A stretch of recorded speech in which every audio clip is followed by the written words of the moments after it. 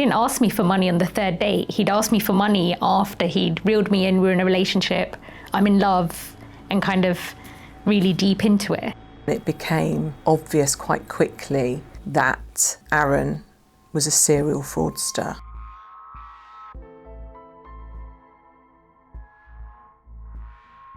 So we met through a mutual cousin, so we're not related, but one of my cousins is his cousin.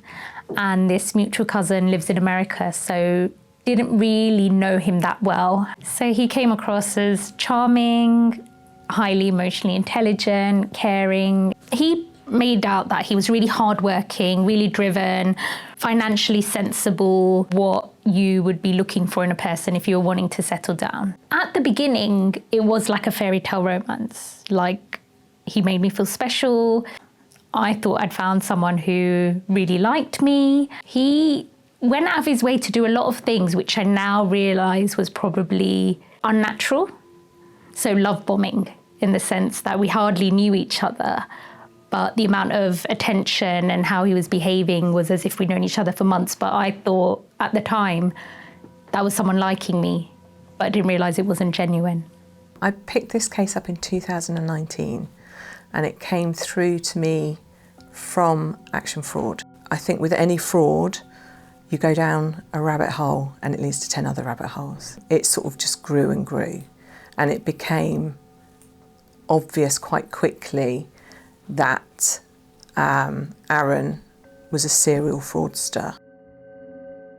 He did little things like, it was my nephew's birthday, and my nephew at the time was 5 and really into Hulk and Marvel. And he came with all these presents, like 3 presents, Hulk presents wrapped up in Marvel paper, and was like, why don't you give this to him? Because I know he'd really like it. And I was like, oh, that's really thoughtful of you. And that was him trying to reel me in to get hooked emotionally. Sadly, in our culture, we weren't allowed to live together before we got married.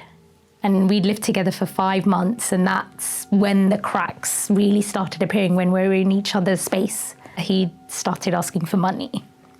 And the stories he came out with, he really victimized himself. And at that point, I was in love with the person he portrayed himself to be. And I thought it was genuine, like I never suspected he was lying or anything like that at the time. He formed relationships with the victims and they trusted him. They were in serious relationships with him. They believed everything he told them. And once he'd got into those relationships, he began asking them for money, which happened quite quickly, sort of within months. And the money just continued to be requested via all sorts of reasons and excuses. He had an issue at work where one of his bank accounts got frozen, so I would transfer that. Another lie he mentioned was his parents being in a car accident abroad and them not having the appropriate travel insurance and needing to pay out, and this was in the USA. So asking money in that sense, then claiming there was a fire at work and that he was made liable and responsible. And I know these stories, saying them outright, you'd think, how could I be so silly or stupid to fall for it? But his whole act as like a personality, and when you're with him, especially when his so-called parents were abroad in a car accident, he was really upset and devastated, and that was him more acting. When you're in a relationship with someone, you have to trust that person explicitly. And he took advantage of that completely.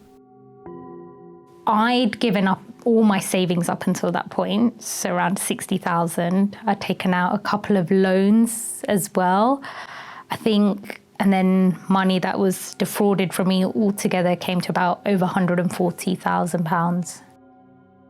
Where the light bulb moment was for me was we'd come back from a holiday in Dubai. So we walked in the door and there was post, and he literally grabbed it out of my hands and he was like, I'm going upstairs. And I was like, fine.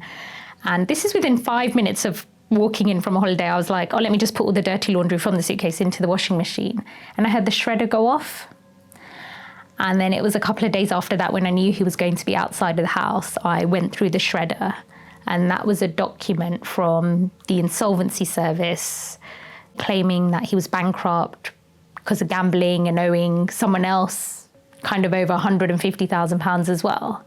And I kind of picked up and left and went to my sisters and was like, this is what I found. My brother-in-law had spoken to his dad and asked about certain stuff and, you know, this is what we found about him being bankrupt and things like that. And that's when the dad clarified they'd never been in a car accident abroad. I filed for divorce. It was only after that I kind of sat down and looked through all my bank statements. That's when I figured out, oh, he's actually defrauded me as well. The realisation of what's happened to them, a lot of them probably just want to move on, but, you know, he will move on or they will move on to somebody else and do it again, and get away with thousands of pounds, hundreds of thousands of pounds sometimes. And it's so hard for the victims to move on. So it was once the divorce was finalised, I then reported him to the police, which was action fraud at the time, but is now report fraud. It wiped out my savings, it put me into debt. My family lost all their gold. The mental and emotional damage is really difficult because you kind of, when people talk about marrying someone, they do mention, you know, don't go for looks, go for personality, looks will fade. I really wish I'd been more shallow and superficial, because I wouldn't have looked at him if I was. But because of the way he portrayed himself to be, I got warped up into it. And when someone's actual personality is so fake, like he turned out to be everything I never wanted, and, you know, to realise you married that person and slept next to that person, like he could have put a knife in my back at any time. I mean, he did in other ways, but that kind of level of trust that is required for a relationship.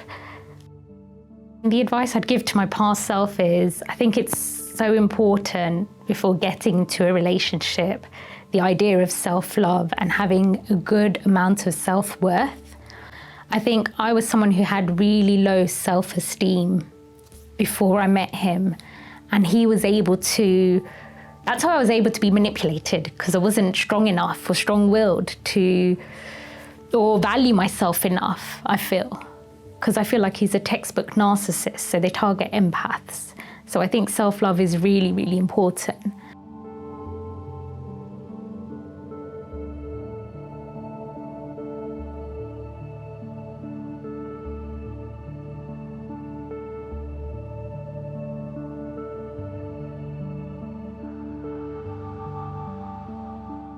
It's very important that people report it, not only for themselves, but to prevent other victims and to catch these people that are targeting vulnerable people.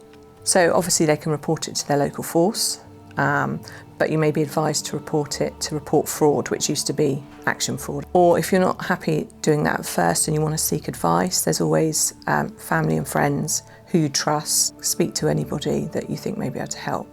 Don't suffer it alone.